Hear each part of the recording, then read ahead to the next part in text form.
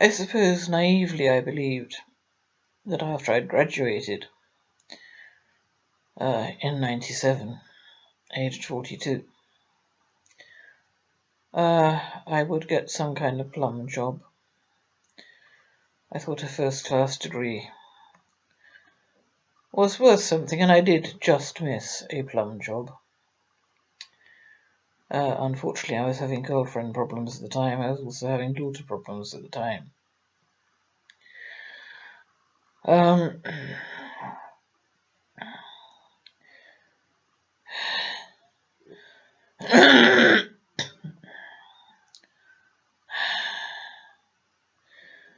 Well, of course, it wasn't like that, was it?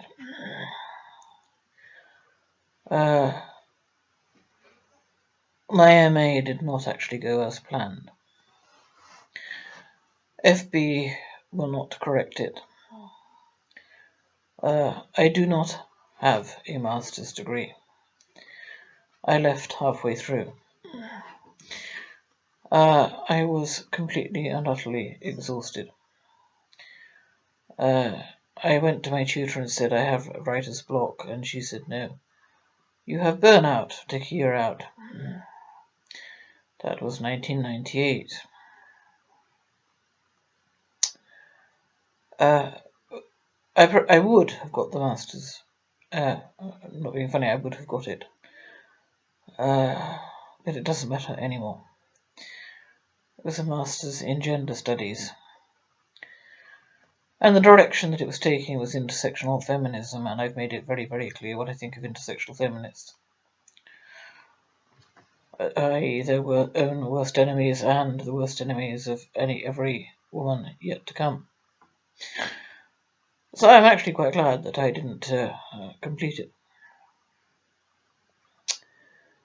But as I say, FB does not have a space to say, well, yeah, I did kind of do a master's degree, I just didn't finish. I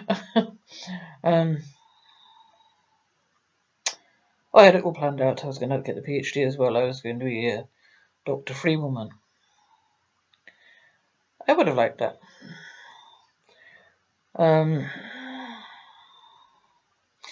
Especially as in the society in which we live, you have to have some kind of status or respectability if you want to be believed.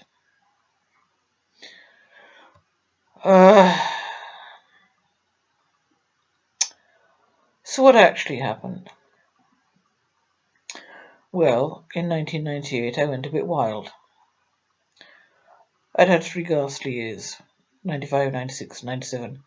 Sorry to include the year I graduated in that, and the year in which I was with my first ever girlfriend, which did have its very good moments, and she was great fun. But I was still ill and in a lot of pain.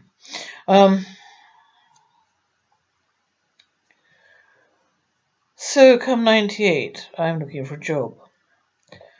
By then, depending what time of year, I'm 43 or 44. And everything I've done 21 years too late.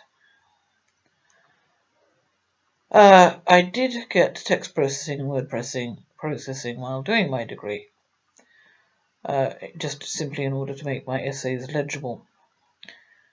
My handwriting is difficult to read. So I was doing evening classes at the same time as my degree. So I had that basic computer literacy, and it wasn't enough. I then found that I either had to be an English teacher or, which is to say, get a PGCE. And I didn't want to do the PGCE.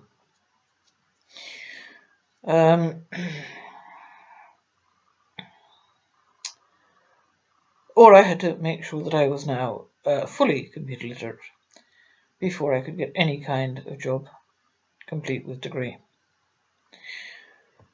So it was back to college. The worst college in Southampton, as a matter of fact. I haven't already made this video, have I? I may have made it, I hope I haven't uploaded it. Just talking out time still talking out time, the survivors' ways to being survivors.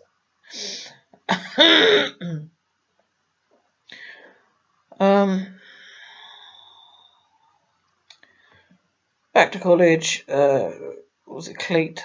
I don't know. There were, I think, about 6 elements to the course. One was impossible because there weren't enough computers to go around, and I never got anywhere near a computer, and therefore I could not learn that particular unit. Gave it up as a bad job, and walked away with the 4 absolutely essential ones. So now I'm computer literate and I have a first-class degree. And the only jobs I can get, are temporary jobs with temp agencies. I worked for British Gas, I worked for the, I did not enjoy that job.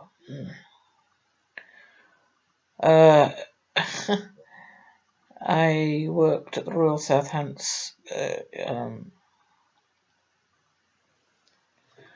cash office, in the cashier's office. Did enjoy that job very much, nice people. I also worked at the General Hospital, awful job, no health and safety for the employees, absolutely none, and did my back a huge amount of harm, lifting very, very heavy coin meters up and over, incredibly heavy. I wonder if that has anything to do with my crumbling spine. So much for Southampton General Hospital. I hope I never have to go there. I may well, if I move. No health and safety at all. And yes, it goes too far sometimes, but there are. Presume you would expect a hospital, wouldn't you, to take care of its employees? Didn't. Awful job. Then there was housing renovation grants for Southampton City Council, which was quite a nice job. I quite liked it.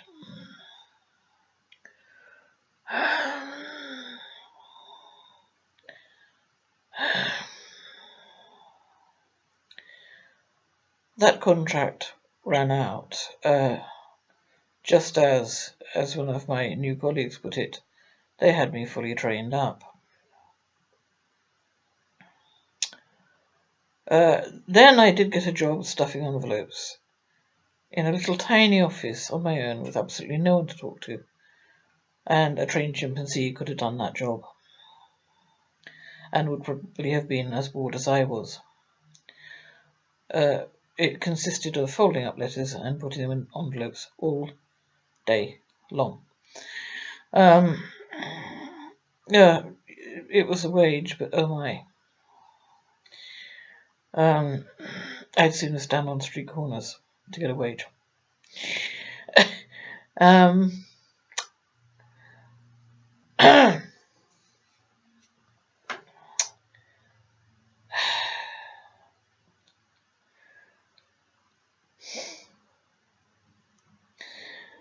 So after that, I haunted the employment agencies, the temporary agencies.